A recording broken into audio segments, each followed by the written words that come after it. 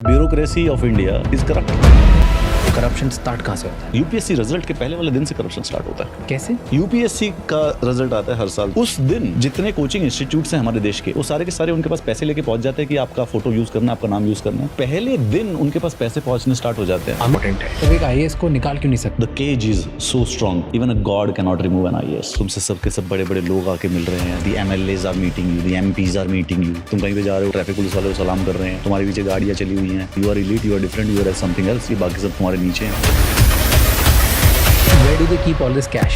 इनको पता है यहाँ हाईवे निकलने वाला है। अभी भोपाल में यार 50 आईएएस थे। 50 आईएएस ने कॉमन लैंड खरीद ली 5.5 करोड़, ठीक है। उसके बाद वहां से निकाल दिया उन्होंने, हाईवे का प्रोजेक्ट पास कर दिया। 2.5 साल के अंदर अंदर वो 65 करोड़ की होगी। राजस्थान में एक पानी के लिए प्रोजेक्ट था, कुएं बनाने थे उनको बहुत सारे, 100 करोड़ रुपए सैंक्शन हुए। 100 के 100 करोड़ रुपए डकार गए, एक भी कुआं नहीं बना। जेमिनी से निकाल के फोटो लगा दिए। इतनी टफ एग्जाम, इतना रिजिड, उसमें कोई डॉक्यूमेंट फर्जी डाल दिए। यूपीएससी में डॉक्यूमेंट बहुत सारे फर्जी आते हैं। फिजिकल हैंडीकैप के तो बहुत ही फेक है। इंडिया सबसे डिफिकल्ट कंट्री है वर्ल्ड में। क्यों difficult country? In the sense कि बाकी सारे के सारे कंट्री ना होमोनाइज्ड है। The idea of the nation is already built into it. एक देश है, एक ही आइडेंटिटी है, हाँ। एक ही तरीके से सोचते हैं। एक ही तरह कल्चर भी सेम है। इंडिया में 500 आइडेंटिटीज हैं, 500 लैंग्वेजेस हैं, 50 रिलीजन है। गवर्नमेंट से जो अनाउंसमेंट हुई 1 लाख रुपए की, पहुंचते पहुंचते गरीब इंसान है जिसको 1 लाख रुपए मिलने चाहिए अपना घर बनाने के लिए, उस तक कितने पहुंचेंगे?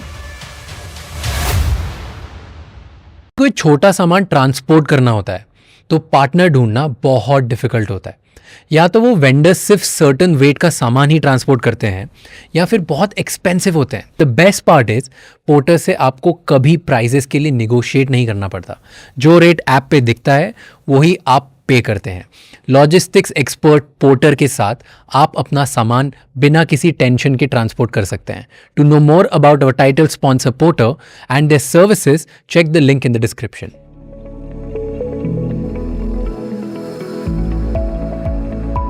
आपने ब्रीफिंग में बोला कि IAS steel frame of India नहीं है, steel cage of India. Why? हमारे देश के जो पहले गृह मंत्री थे वल्लभ भाई पटेल जी, उन्होंने जब ब्रिटिशर्स जा रहे थे तो उन्होंने कहा कि we'll keep the civil services, क्योंकि अंग्रेजों ने बना रखी थी। तो उन्होंने कहा कि this is the steel frame of India, ये मुझे इसलिए चाहिए। 70 साल के बाद मैं कह रहा हूँ कि IAS, the bureaucracy, the IPS, they are the steel cage of India. India has been kept trapped due to these IAS and IPS. ये ब्यूरोक्रेसी ने इंडिया को ट्रैप करके रखा हुआ है। इंडिया जो वो सोने की चिड़िया थी, वो जो सोने की चिड़िया वापस उड़ नहीं पाई। क्यों? क्योंकि इसी स्टील केज के अंदर वो रह गई पिछले 70 सालों में। व्हाई डू यू से सो? क्यों बोलते हो? It's a system, the bureaucratic system that has been created step by step.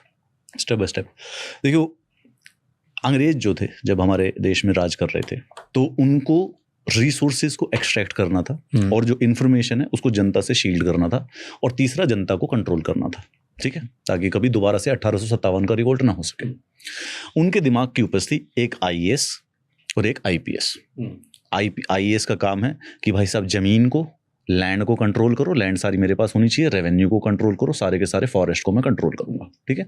और आईपीएस का ये काम है कि जो भी आदमी ज्यादा उद्दंड मचाए, 1857 का रिवोल्ट दोबारा नहीं होना चाहिए, उसको मैं कंट्रोल करूंगा। प्रोटेस्ट नहीं होने चाहिए देश के अंदर किसी प्रकार के, लॉ एंड ऑर्डर मेंटेन करने के लिए। इसी सिस्टम को हमने अपना लिया, हम आज़ाद हो गए 1947 में। लेकिन ये वाला जो स्टील केज है, ये एग्जैक्टली वैसा का वैसा रह गया। इसी केज ने तो इंडिया को स्लेव बनाया था। ब्रिटिशर्स ने एनस्लेव कर लिया इंडिया को। भाई कहाँ से, किस में एनस्लेव किया था? यही तो पिंजरा था आईएएस और आईपीएस का, इसके द्वारा, इसी सिस्टम के लिए। सो दे क्रिएटेड दैट सिस्टम। उन्होंने बनाया उसको इस प्रकार से। वो जो लीगल सिस्टम इंडिया का जो है, और वो जो आईएएस और आईपीएस की जो ब्यूरोक्रेसी है, उसी को तो एनस्लेवमेंट कहते हैं। व्हेन यू हियर कि ब्रिटिशर्स एनस्लेव्ड इंडिया, तो क्या मतलब है? 1 लाख ब्रिटिशर्स थे वो। इंडिया की 25 करोड़ पॉपुलेशन थी उस समय। कौन, क्या मतलब, कोड़े थोड़ी ना मार रहे थे। ये सिस्टम्स के द्वारा इंडिया को as a civilization, as a country, as a system enslave किया गया था। Now at that time Vallabhbhai Patel जी कहते हैं कि यार ये ना फ्रेम है, यही तो स्टील फ्रेम है हमारे देश का, इसने हमारे देश को होल्ड करके रखा हुआ है। यस, बिल्कुल सही है, देश को, यूनिटी को होल्ड इसी ने करके रखा है। लेकिन 1947 के बाद जो इनका काम था, इन्होंने वो नहीं किया। ये वही काम करते रहे जो इनका पहले काम था। ये स्टील केज का ही काम करते रहे, फ्रेम का काम नहीं किया। फ्रेम का काम होता है कि to hold everything together and let everybody fly, सबको उड़ने दो। केज का काम होता है कि सब यहीं पे पकड़े रहो जहाँ पे है, जैसा भी सिस्टम है। which is what they have done and they have been very successful to do it. तो आपने इतना बड़ा स्टेटमेंट दिया, आपने बोला कि ये स्टील केज है, ये दबा के रख रही है, ये हमारी जो सोने की चिड़िया है इसको वापस उड़ने नहीं दे रही है, राइट? कोई तो रीजन होगा. What's the biggest reason? Corruption, it's right in the face. But- But bureaucracy of India, barring the good officers, there are honest officers, is corrupt. But हर कोई थोड़ी करप्ट हो सकता है. हर कोई बोला भी नहीं रहा, कोई किसी को हर कोई को नहीं कह रहा. इफ आई से कि कोई बात होती है तो it's a general statement that it's part of the system. कि ज़्यादा मेजॉरिटी अगर दोनों को साथ में रखोगे तो ज़्यादा करप्ट लोगों की संख्या है कि नॉन करप्ट लोगों की संख्या है. और करप्ट का मतलब नहीं है गलत काम करना. देखो करप्शन जब वर्ड बोलते हैं ना तो everybody like is something wrong, is this a moral problem. नहीं नहीं, वो सही काम करने के पैसे ले रहे हैं. Understand that.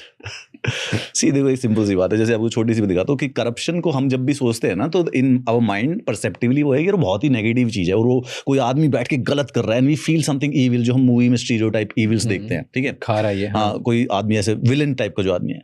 करप्शन उसको वो माइनर है, वो 10% हो रही होगी.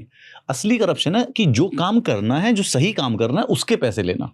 अभी एक किसी छोटी सी बात है, गांव में किसी को किसी गवर्नमेंट स्कीम में घर बनाने के 1.25 लाख रुपए सैंक्शन हो गए. अब वो जो बैठा हुआ है क्लर्क, वो एक 1.25 लाख रुपए उसको निकाल के नहीं दे रहा, बोल रहा कि इसमें से 25,000 रुपये मुझे दो. ये वो सही काम करने के, जो काम करना है उसको, जो उसको डिसीजन लेना जो लेजिट वाला है, वो उसी के पैसे ले रहा है. That is where the majority of the corruption that happens. But that is also corruption. ये रॉन्ग है, गलत ही है ये. हाँ 100%. मतलब इसमें मैं इसको डिफेंड बिल्कुल भी नहीं कर रहा हूँ, पूरा प्योर करप्शन. बट या दैट इज इट. मतलब जस्ट वांटेड टू डिफरेंशिएट कि एक तो दो टाइप की करप्शन होती है. एक तो पहले आदमी गलत कर रहा है, फाइलें चोरी कर रहा है, लॉ को कुछ कर रहा है, विलेन वाली हरकतें कर रहा है, तो वो जो अंडरस्टैंड होता है. But then there is a majority of this mundane corruption also, कि डे टू डे जो उनका काम है वही करने के लिए पैसे. उसके लिए ही पैसे लिए जा रहे हैं. तो वेयर डज इट स्टार्ट? कहाँ पे स्टार्ट होता है? स्टेप बाय स्टेप बताओ. करप्शन स्टार्ट कहाँ से होता है? करप्शन, आईएएस का करप्शन कहाँ से स्टार्ट होता है? First day of the selection, first day of the result, UPSC result के पहले वाले दिन से करप्शन स्टार्ट होता है. कैसे? यूपीएससी का रिजल्ट आता है हर साल. जो यूपीएससी एग्जाम है सिविल सर्विसेज के लिए, आईएएस और आईपीएस को चुनता है, वो हर साल 200 आईपीएस चुनता है, 180 आईएएस चुनता है. उसका रिजल्ट आता है यूजुअली, फाइनली मेरिट लिस्ट निकालते हैं क्योंकि ये 1000 बच्चे सेलेक्ट हैं. उस दिन जितने कोचिंग इंस्टीट्यूट्स हैं हमारे देश के, वो सारे के सारे उनके पास पैसे लेके पहुंच जाते हैं कि आपका फोटो यूज करना है, आपका नाम यूज करना है. आफ्टरनून में रिजल्ट आएगा, by the evening those IAS and IPS जो कि बच्चे अभी भी सिलेक्ट हुए हैं, ये 15-15 हज़ार के कमरों में रहे हैं पिछले 4 सालों से. अब इनको कोई 20-20 लाख रुपए, 25-25 लाख रुपए इनके घर पे बैठा हुआ ये देखे कि मेरे वाले यूट्यूब के चैनल पे आ जाओ. That's the first day, is the first experience of their that their life literally changes after 1 or 1 minute. मतलब वो एग्जैक्ट सेकंड है, एक मोमेंट है सेकंड का. मतलब they have absolutely fundamentally different life. इससे पहले कोई पुलिस वाला इनको ना रोड पे थप्पड़ मार देगा और इनको जेल के अंदर डाल देगा अगर ये हल्का सा स्कूटर पे हेलमेट भी नहीं पहनेंगे. इसके बाद समथिंग एल्स, पहले दिन उनके पास पैसे पहुंचने स्टार्ट हो जाते हैं. The first day, I can tell you, I can assure you with that. तो सब बिकते हैं, सारे रैंकर्स बिक जाएंगे सारे. फर्स्ट ऑफ ऑल तो किसी भी रैंकर को ये मॉरल इशू ही नहीं लगता. क्यों नहीं लगता? वो कोई आपको 5 लाख रुपए लेके आ गया, 10 लाख रुपए लेके आ गया, फोटो लगानी है, ठीक है, उसके यूट्यूब चैनल पे चले जाना है, पॉडकास्ट पे चले जाना है किसी के, वो थोड़ा ऐसे ही दिखा देगा कि आप मेरे से ये पढ़े थे, वो पढ़े थे, टेस्ट सीरीज पढ़े थे. किसी को लग ही नहीं रहा ये बहुत बड़ा मॉरल इशू है. और बस मैंने मेहनत करी है, उस मेहनत के पैसे मिल रहे हैं. मेहनत के पैसे मिल रहे हैं. देखो ये बच्चा जो आईएएस वाला है, ये पहले ही अपनी पूरा यूथ बर्बाद कर चुका है. ठीक है, इसके जो सारे के सारे दोस्त है वो सेटल्ड है, लाइफ में कुछ कर रहे हैं, they have family, some of them are doing work, some of them are struggling also. तो जब ये 5-6 साल के बाद जब इसके पास ये आया तो इसको ये गलत ही नहीं लग रहा ना. अगेन, सो करप्शन रिजल्ट वाले दिन से स्टार्ट हो जाता है भाई, क्योंकि उसी दिन आपको कोचिंग इंस्टीट्यूट आपके घर पहुंच जाते हैं पैसे लेके कि आप हमारे साथ आ जाइए, हमारा भी वो will become our ranker also.